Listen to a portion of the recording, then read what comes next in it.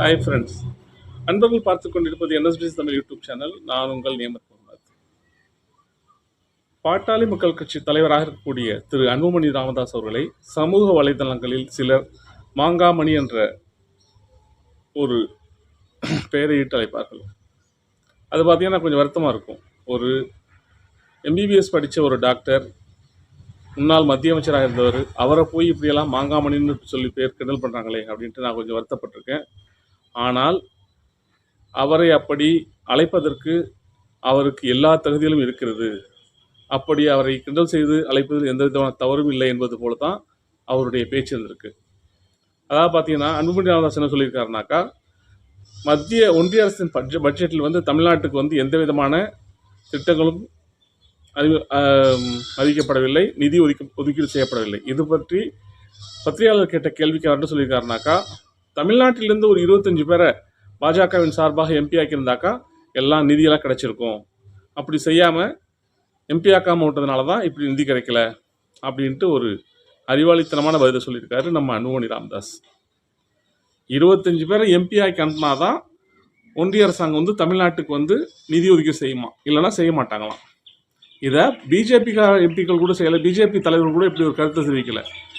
அந்த பிஜேபி கூட்டணியில் அங்கு வைக்கக்கூடிய பாட்டாளி மக்கள் கட்சி மாநில தலைவர் இப்படி ஒரு கருத்து தெரிவிச்சிருக்காரு. இதை நினைக்கும் போது ரொம்ப பெருமையாக இருக்குது.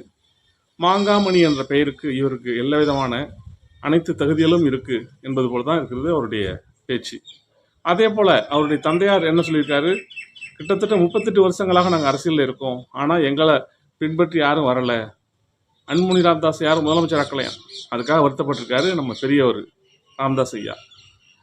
ஆனால் பார்த்தீங்கன்னாக்கா புல்ல என்ன சொல்லிட்டு இருக்கு, 25 பேர் எம்பி ஆக்கி பாஜக கூட்டணி சார்பாக எம்பி ஆக்கி இருந்தால் தான் ஒன்றிய அரசாங்கம் நிதி கொடுக்குமா, இல்லைனா கொடுக்க மாட்டாங்களாம். ஆனால் தமிழ்நாட்டிலேருந்து மட்டும் ஜிஎஸ்டி வரியை மட்டும் வாங்கி குவிச்சுப்பாங்க. இந்தியாவிலேயே ஜிஎஸ்டி வரி அதிகமாக செல்லக்கூடிய மாநிலங்களில் முதல் 2, அதாவது 3 இடங்களில் நிச்சயமாக ஒரு இடத்தை பிடிக்கக்கூடியது தமிழ்நாடு. முதலிடம் மகாராஷ்டிரா பிடிக்கும், 2வது தமிழ்நாடு, 3வது பெங்களூர். இந்த மாதிரி சுச்சுவேஷன் தான் பல வருடங்களாக இருக்குது. இந்தியாவில் மாநிலங்களிலே 2வது மிக அதிகமான ஜிஎஸ்டி வரி வருவாய் வழங்கக்கூடிய தமிழ்நாட்டிற்கு எந்த விதமான நிதி ஒதுக்கீடு செய்யப்படவில்லை. ஏற்கனவே பார்த்தீங்கன்னாக்கா மெட்ரோ ரயில் திட்டத்திற்கு ஒன்றிய அரசாங்கத்தின் சார்பாக நிதி ஒதுக்கீடு செய்யப்படும். ஆனால் இது வரைக்கும் அந்த அடிக்கல் நாட்டு விழாவுக்கு வந்தோட சரி, நிதி ஒதுக்கீடு இதுவரைக்கும் செய்யப்படவில்லை. அதே போல் எய்ம்ஸ் மருத்துவமனை பல ஆண்டுகளாக கிட்டத்தட்ட ஒரு போன ஆட்சி 2019 அந்த கவர்மெண்ட்டில் தொடங்கப்பட்ட அந்த திட்டம் இன்னும் செயல்படுத்தப்படவில்லை. மற்ற மாநிலங்களில் எய்ம்ஸ் மருத்துவமனை கட்டி முடிக்கப்பட்டு செயல்பட தொடங்கிவிட்டது. ஆனால் தமிழ்நாட்டில் மட்டும் மதுரையில் ஒத்த செங்கல் நட்டதோடு சரி, கேட்டாக்கா ஜப்பான் அரசாங்கத்துடைய நிதி இன்னும் சேரலை, அந்த நிதி வந்த பிறகு மதுரையில் எய்ம்ஸ் மருத்துவமனை கட்டுவோம் அப்படின்ட்டு தமிழ்நாட்டை எல்லா வகையிலும் வஞ்சிக்கக்கூடிய செயல்களைத்தான் இந்த ஆளும் பாஜக செய்து கொண்டிருக்கிறது. ஆனால் பார்த்தீங்கன்னாக்கா நம்ம அன்புமணி ராமதாஸ் சொல்கிறாரு, 25 எம்பிக்களை தேர்ந்தெடுத்து அனுப்புனா தான் அவங்க நிதி ஒதுக்கீடு செய்வாங்களாம். நிச்சயமாக தமிழ்நாட்டு மக்கள் அந்த தவறை மட்டும் செய்யவே மாட்டார்கள். தமிழ்நாட்டு மக்கள் ஒருங்கிணைந்து 40 தொகுதிகளிலும் அவர்களை பாஜக கூட்டணி தோற்கடித்து ஒரு அவமானகரமான தோல்வி அவர்களுக்கு பரிசளித்ததால் தான் இப்பொழுது ஒன்றிய அரசாங்கம் பார்த்தீங்கன்னாக்கா மிருகபல மெஜாரிட்டி இல்லாமல், அதாவது கடந்த தேர்தலில் 303 தொகுதிகளில் வெற்றி பெற்று தனி பெரும்பான்மையோடு மிருகபலத்தோட அந்த ஆட்சி இருந்துச்சு 2019 to 2024 வரைக்கும். ஆனால் இப்போ பார்த்தீங்கன்னா அந்த 303 என்ற நிலை மாறி 240 தொகுதிகள் மட்டும், அதாவது மெஜாரிட்டிக்கு தேவை 272 தொகுதிகள் கூட வெற்றி பெறலை, 240 தொகுதிகள் மட்டும்தான் பாஜக வெற்றி பெற்று கூட்டணி கட்சிகளின் ஆதரவோடு இப்போது ஆட்சி நடந்துகிட்டு இருக்கு. ஏன்னா இதுக்கு காரணம் பார்த்தீங்கன்னா தமிழ்நாடு தான். இப்போ அவர்களுடைய அந்த ஆணவம் அடாவடி, அதாவது அராஜகத்தோட ஆட்சி செய்வது இப்பொழுது கட்டுப்படுத்தப்பட்டிருக்கிறது.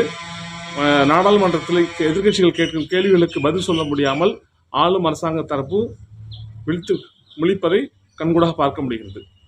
இந்த லட்சணத்தெல்லாம் நம்ம அன்புமணி ராமதாஸ் இப்படி ஒரு கருத்து சொல்லியிருக்காரு. அதனால் அவரை சமூக வலைத்தளங்களில் அப்படி அவர் அழகான பெயரை கொண்டு அழைப்பது சால பொருத்தமானது தான் என்பதை நான் ஏற்றுக்கொள்கிறேன். ஓகேயா? அப்புறம் பார்த்தீங்கன்னாக்கா சென்ற வாரம் ஞாயிறன்று ஒளிபரப்பான நீயா நானாவில் வறுமையிலும் ஜெயித்த +2 மாணவர்கள் என்ற தலைப்பில் ஒரு விவாத நிகழ்ச்சி நடைபெற்றது.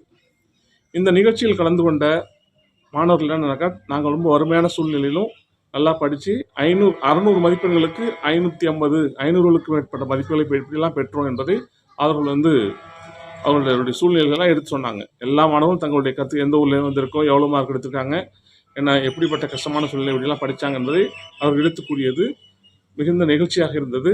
இப்பொழுது +2 படிக்கக்கூடிய மாணவர்களுக்கு ஒரு மோட்டிவேஷனாகவும் இருந்தது.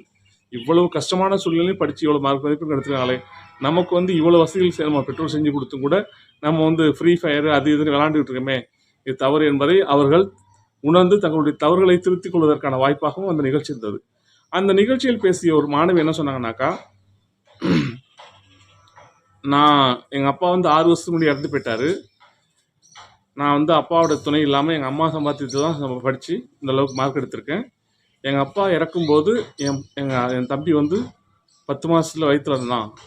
எங்கள் அப்பா இறந்து 18 நாள் கழிச்சு தான் என்னுடைய தம்பி பிறந்தான். அந்த மாதிரி சுச்சுவேஷனில் எங்கள் அம்மா வந்து அவ்வளோ கஷ்டப்பட்டு உழைச்சி சம்பாரித்து எங்களை வந்து படிக்க வச்சாங்க அப்படின்னு சொல்கிறாங்க. ஒரு பொண்ணு சொல்லுது. சொன்ன உடனே என்ன வேலை பார்க்குறாங்க அப்படின்னு கோபிநாத் கேட்குறாரு. அதுக்கு அவங்க சொன்னாங்க, அம்மா வந்து 100 நாள் வேலை திட்டத்துக்கு போவாங்க, அது மூலமாக வரக்கூடிய வருமானத்தை கொண்டு தான் என்னை படிக்க வச்சாங்க, என் குடும்பத்தை காப்பாற்றிட்டு இருக்காங்க அப்படின்னு சொன்னாங்க. இது வந்து ஒரு பானை சோத்துக்கு ஒரு சோறு பதம்னு சொல்லுவாங்க. அந்த மாதிரி பல குடும்பங்கள் அந்த 100 நாள் வேலை திட்டத்தில் மூலியமாக தான் சம்பாரித்து அதன் மூலமாக வரக்கூடிய வருமானத்தை கொண்டு தான் நடந்து கொண்டிருக்கிறது. இப்போ நிலைமை எப்படி இருக்கும் பொழுது, நம்ம தமிழ்நாட்டில் ஒரு தற்கொலை தலைவன் இருக்கார்ல, சீமான் ஒருத்தர், அவர் என்ன சொல்கிறாரு, 100 நாள் வேலை திட்டத்தில் போகிறவங்கலாம் பார்த்தீங்கன்னாக்கா படுத்து தூங்குறாங்க, அவங்க வேலையே பார்க்குறதில்ல, அந்த 100 நாள் வேலை திட்டம் என்பது விவசாயத்தை வந்து பாதிக்குது அப்படின்லாம் பெரிய வாய்ஸோட அடிச்சிருந்தார். விவசாயம் என்பது 365 நாட்களும் வேலைவாய்ப்பு தரக்கூடிய ஒரு தொழில் அல்ல. 100 நாள் 150 நாள் வேணால் வேலைவாய்ப்பு இருக்கலாம். ஏன்னா மீதமுள்ள நாட்களில் பார்த்தீங்கன்னாக்கா மக்கள் வந்து வேலை இல்லாமல் வீட்டில் இருந்துட்டு இருப்பாங்க. அந்த வறுமையை போக்க வேண்டும் என்பதற்காகத்தான் கடந்த யூபி, அதாவது ஐக்கிய முற்போக்கு கூட்டணி ஆட்சியில் காங்கிரஸ் மற்றும் திமுக கம்யூனிஸ்ட் கட்சிகள் மிகுந்த சிரத்தை எடுத்து இந்த 100 நாள் வேலை திட்டத்தை கொண்டு வந்தார்கள். அது ஒரு என்ன சொல்கிறது, வறுமை ஒழிப்பு திட்டம், அவ்வளோதான். அதன் மூலமாக விவசாயம் பாதிக்கப்படுது அப்படின்ட்டு நில உரிமைதாரர்கள்லாம் சொல்லுவாங்க. இருக்கலாம், இல்லைன்னு சொல்லலாம், அதனால் சில பாதிப்புகள் இருக்கலாம். ஆனால் பார்த்தீங்கன்னாக்கா 150 நாள் தான் விவசாயத்தின் மூலமாக வேலைவாய்ப்பு கிடைக்கும். அதில் வந்து 150 நாட்களும் எல்லாருக்குமே அந்த வேலை கிடைக்கும்னு சொல்ல முடியாது. அப்படிப்பட்ட நிலையில் இந்த 100 நாள் வேலை திட்டம் என்பது இந்தியாவில் முழுவதும் உள்ள ஏழை மக்களுக்கு ஒரு அவர்களுடைய வறுமையிலிருந்து மீண்டு வருவதற்கான ஒரு திட்டமாக, ஒரு வரப்பிரசாதமான திட்டமாக செயல்பட்டு கொண்டிருக்கிறது. அதை புரிஞ்சிக்காம இந்த தற்கொலை சீமான் என்ன சொன்னார், இது வந்து 100 நாள் வேலை திட்டம் என்பது விவசாயத்துடைய வந்து மொத்தம் பாதிக்குது, அதனால் விவசாய வேலைகளுக்கு யாருமே இந்த வேலைக்கு வரமாட்டேங்கிறாங்க, எல்லாம் 100 நாள் வேலை திட்டத்தில் போய் படுத்து தூங்கிட்டு போகிறாங்க, இப்படிலாம் பேசிகிட்டு இருக்காரு. அவருக்கு பார்த்தீங்கன்னாக்கா யாருக்கும் எந்த நல்லதும் நடந்துடக்கூடாது. அதாவது பார்த்தீங்கன்னாக்கா தமிழ்நாட்டில் அரசாங்கத்தின் மூலமாக செயல்படுத்தக்கூடிய அந்த பெண்களுக்கான இலவச பஸ் பயண திட்டத்தை வந்து கிண்டல் பண்ணார். அதே போல் பெண்களுக்கான மகளிர் உரிமை தொகை 1000 கொடுக்குறது வந்து இந்த 1000 வச்சு என்ன பண்ண போகிற, பிள்ளைக்கு விஷம் வாங்கி கொடுக்க போறியா அப்படின்லாம் பேசின தற்கொலை தான் அந்த சீமான். அவரை பொறுத்த வரைக்கும் அவருக்கு மட்டும்தான் வருமானம் வரணும், திரள் நிதியை திரட்டி அவர் மட்டும்தான் கொளுத்து திரியணும், பல விதமான 50 லட்ச ரூபா மதிப்பில் கார்கள் வாங்கி வச்சுக்கணும், 2.5 லட்ச ரூபாய்க்கு வாடகை கொடுத்து வீடு எடுத்து இருக்கணும். அவர் மட்டும் தான் அந்த சொகுசான இருக்கணும். அவர் கட்சியை சேர்ந்த அவருடைய தொண்டர்கள் தம்பி தங்கைகள் கூட யாருமே நல்லா இருக்கக்கூடாது, அவர் மட்டும்தான் சிறப்பாக இருக்கணும், சீரம் சிறப்போடு வாழணும் என்பதுதான் சீமானோட கொள்கையாக இருக்கிறது. ஆனால் உண்மை நிலவரம் என்பது பார்த்திங்கனாக்கா அரசாங்கத்தினுடைய திட்டங்கள் மூலமாக பல குடும்பங்கள் தங்களுடைய வறுமையை ஒழித்து அவர்கள் தங்களுடைய வாழ்க்கையை நடத்தி செல்வதற்கு மிக உதவியாக இருக்கிறது. கடந்த நீயா நானா நிகழ்ச்சியில் அந்த பொண்ணு சொன்னது மாதிரி அந்த 100 நாள் வேலை திட்டம் என்பது எங்களுடைய குடும்பத்துக்கான ஒரு வாழ்வாதாரமாக இருக்கிறது என்பது இதன் மூலமாக தெரிய வந்திருக்கிறது. இந்த தற்கொலை சீமானுடைய வார்த்தைகளை நம்பி எல்லாருமே கெட்டு போகாதீங்க. அவரை பின்பற்றுவதை தம்பிகளும் தங்கைகளும் விட்டு விலக வேண்டும். அவர் பேசுகிற பேச்சுகளை எல்லாம் கொஞ்சம் யோசிச்சு பாருங்க. அவர் பேசுகிற பேச்சு முன்னுக்கு போய் முரணாக எப்படி இருக்கார், சும்மா அப்படியே ஆக்ரோஷமாக மேடையில் பேசுறதை பார்த்து மயங்காதீங்க.